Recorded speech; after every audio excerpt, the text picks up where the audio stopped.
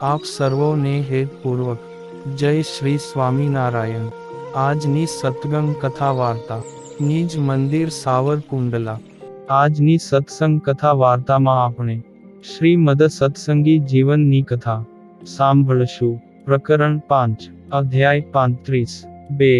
ભગવાન શ્રી નારાયણ મુનિ કહે છે કે, હે બ્રાહ્મણ, જે વિધવા સ્ત્રીઓ પોતાની આજીવિકાના દ્રવ્યનો ધર્મ કાર્યમાં વ્યય કર્યા પછી આજીવિકાને અર્થે અન્યની સેવા અથવા ભિક્ષા માંગવા જાય તો ચાંદ્રાયણ વ્રત કરવું। કોઈ પણ પ્રયોજનને અર્થે ખરીદી અને વેચાણ કે વ્યવહાર રૂપી પ્રસંગોમાં પુરુષનો સ્પર્શ થાય તો વિધવા સ્ત્રીઓ સ્નાન માત્રથી શુદ્ધ થાય, અને તેની સાથે બોલાય તો 5 માળા કરવાથી શુદ્ધ થાય છે। સૂકા છાણા, તૃણ, મૃત્તિકા, કાષ્ઠ કે ધાન્ય આદિકને લાવવા કે અતિ આવશ્યક કાર્યમાં જો પુરુષનો સ્પર્શ થઈ જાય તો સ્નાન માત્રથી શુદ્ધ થાય છે। ક્યારેક કામ ભાવથી પોતાના સંબંધી પુરુષને નિહાળે અથવા બોલાય જવાય તો 2 ગણું પ્રાયશ્ચિત કરવું।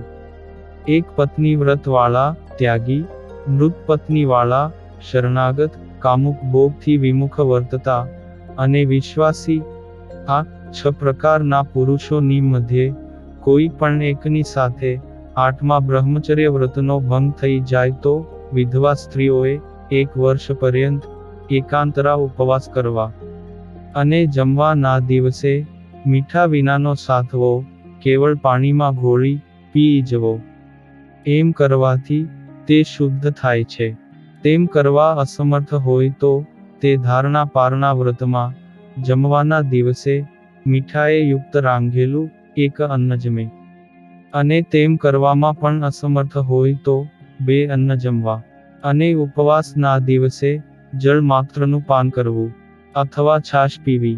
હે વિપ્ર, આ ધારણા પારણા વ્રત ચાલતું હોય અને વચમાં કોઈક રોગાદિક આપતકાળ આવી પડે તો તેના નિવારણ પછી શેષ રહેલું વ્રત પૂર્ણ કરવું। આમ 1 વર્ષ પર્યંત કરવા અસમર્થ હોય તેમણે 9 મહિના પર્યંત વ્રત કરવું। તેથી અસમર્થ હોય તેમણે 6 મહિના, તેથી અશક્તે 3 મહિના પર્યંતનું આ પ્રાયશ્ચિત વ્રત અવશ્ય કરવું, તો તે શુદ્ધ થાય છે।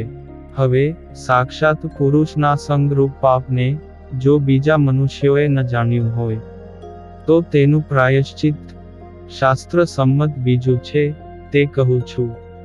વિધવા સ્ત્રીઓએ ભગવાન શ્રી વિષ્ણુની મૂર્તિને પોતાની દ્રષ્ટિ આગળ સ્થાપન કરી નિર્નિમેષ દ્રષ્ટિથી દ્રઢ આસને બેસી મૌન વ્રત રાખી 4 અક્ષરના નારાયણ એવા મંત્રનો 6 માસ પર્યંત પ્રતિદિન 5000 વાર જપ કરવો ને જીતેન્દ્રિય થઈ જપને અંતે 1 વાર ભોજન કરવું।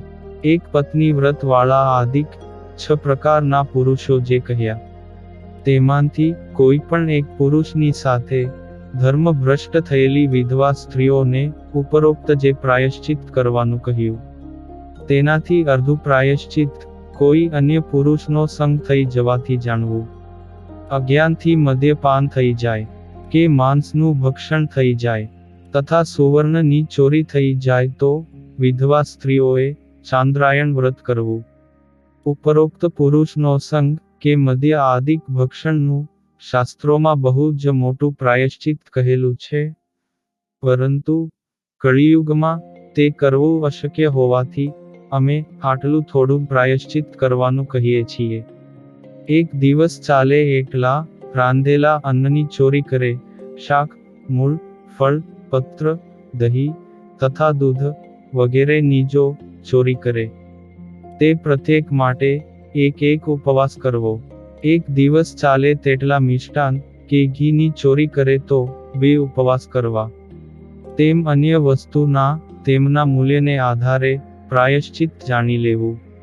લીખ, જૂ, માંકડ, ચાંચડ આદિક સૂક્ષ્મ જીવોની અજાણતા હિંસા કરે તો 1 ઉપવાસ કરવો।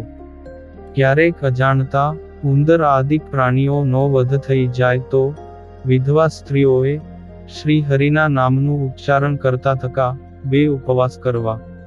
આ પ્રમાણે ઉત્તરોત્તર મોટા જીવની હિંસામાં નાના મોટાના ભેદ અને દેશકાળને અનુસારે તેનું પ્રાયશ્ચિત કરવું. જો વિધવા સ્ત્રીઓ આત્મઘાત કરે તો યમયાતના ભોગવી, તામસ પ્રધાન, પ્રેત, સર્પ આદિકની યોનિમાં જન્મ પામે છે.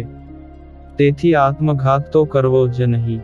આપતકાળ પડ્યા વિના એકાદશી કે ભગવાનના જન્મ દિવસે જો વિધવા સ્ત્રીઓ ઉપવાસ ન કરે તો ચાંદ્રાયણ વ્રત કરવું. સંન્યાસી, બ્રહ્મચારી અને અનાશ્રમી પુરુષનું અન્ન અજાણતા જો જમે તથા અજ્ઞાનથી જાતિ થકી ભ્રષ્ટ કરનારું કર્મ થઈ જાય તો ભગવાનનું સ્મરણ કરતા કરતા ચાંદ્રાયણ વ્રત કરવું. હે વિપ્ર, આ જે પ્રાયશ્ચિત કરવાના કહ્યા છે તે તો એકવાર અજાણતા થઈ ગયેલા પાપને માટે છે, પરંતુ બુદ્ધિપૂર્વક બહુવાર કરેલા પાપના પ્રાયશ્ચિત ન જાણવા, કારણ કે ધર્મશાસ્ત્રમાં બુદ્ધિપૂર્વક કરેલા પાપોનું બમણું પ્રાયશ્ચિત કહેલું છે. પ્રાયશ્ચિતના ઉપવાસના દિવસે અને રાત્રિએ ભગવાનના નામનું સ્મરણ કરવું. તેનાથી પૂર્ણ ફળ પ્રાપ્ત થાય છે. અને પ્રાયશ્ચિતની વચ્ચે આવતા એકાદશી આદિક વ્રતના ઉપવાસ સાથે ગણવા નહીં. પ્રાયશ્ચિતનો ઉપવાસ ચાલતો હોય અને વચ્ચે એકાદશીનો ઉપવાસ આવે તો પ્રાયશ્ચિતનો ઉપવાસ ત્રીજે દિવસે ભિન્નપણે ગણવો. પ્રાયશ્ચિતનો ઉપવાસ ચાલતો હોય અને બીજો પ્રાયશ્ચિતનો જ ઉપવાસ આવી પડે તો તે ઉપવાસની સાથે જ ગણી લેવો. અને ઉપવાસને દિવસે જળ કે છાશ સિવાય ફળ, મૂળ આદિક કાંઈ પણ ન જમવું. આવી રીતે જે વિધવા સ્ત્રીઓ વ્રત ભંગનું પ્રાયશ્ચિત કરશે તે દેહને અંતે ગોલોકધામમાં લક્ષ્મીજી તુલ્ય મહાસુખને પામશે. અને જો પ્રાયશ્ચિત ન કરે અને બીજી પ્રાયશ્ચિત કરતી સ્ત્રીઓને રોકશે તો બંનેને શ્રી હરિની આજ્ઞાને વશ વર્તનારા યમદૂતો નરકમાં નાખશે. અને યમ યાતના ભોગવી જ્યારે તેમના પાપની શુદ્ધિ થશે ત્યારે શ્રી હરિના પાર્ષદો સૂર્ય સમાન તેજસ્વી વિમાનમાં બેસાડીને ગોલોકધામમાં લઈ જશે. કારણ કે પૂર્વે તે બંને સ્ત્રીઓએ વિષ્ણુ ભગવાનની ભક્તિ કરી છે. તેથી દેવતાઓને પણ ઈચ્છિત એવું લક્ષ્મીજીનું દાસત્વપણું પ્રાપ્ત કરશે. અને જે વિધવા સ્ત્રીઓ વિષ્ણુ ભક્તિથી રહિત હશે છતાં તે પોતાના ધર્મોનું પાલન કરતી થકી પ્રાયશ્ચિત કર્યું હશે તો તે વિધવા સ્ત્રીઓ સતીલોકને પામશે. શ્રી વિષ્ણુ ભક્તિ રહિતની વિધવા સ્ત્રીઓ કહેલું પ્રાયશ્ચિત નહીં કરે તો તે તીવ્ર યમ યાતના ભોગવીને શુદ્ધ થયા પછી જ સતીલોકને પામશે, તેમાં કાંઈ સંશય નથી. હે વિપ્ર, આ પ્રમાણે મેં તમને વિધવા સ્ત્રીઓના ધર્મો અને તેના ભંગનું પ્રાયશ્ચિત પણ કહ્યું. હવે સમગ્ર સ્ત્રીઓને સાધારણપણે અનુષ્ઠાન કરવા યોગ્ય શ્રી કૃષ્ણ ભગવાનના પૂજનનો વિધિ હું તમને આગળ કહીશ. ઇતિ શ્રીમદ સત્સંગી જીવને નારાયણ ચરિત્રે ધર્મશાસ્ત્રે પંચમ પ્રકરણે ધર્મનો ઉપદેશ કરતા ભગવાન શ્રી હરિએ કહેલા સ્ત્રીઓના ધર્મમાં વિધવા સ્ત્રીઓના ધર્મભંગના પ્રાયશ્ચિત વિધિના નિરૂપણ નામે 35મો અધ્યાય સંપૂર્ણ. અને હવે પછીની કથા વાર્તા આપણે આગળના ભાગમાં સાંભળશું. અત્યારે આપ સર્વોને ભાવથી જય શ્રી સ્વામિનારાયણ.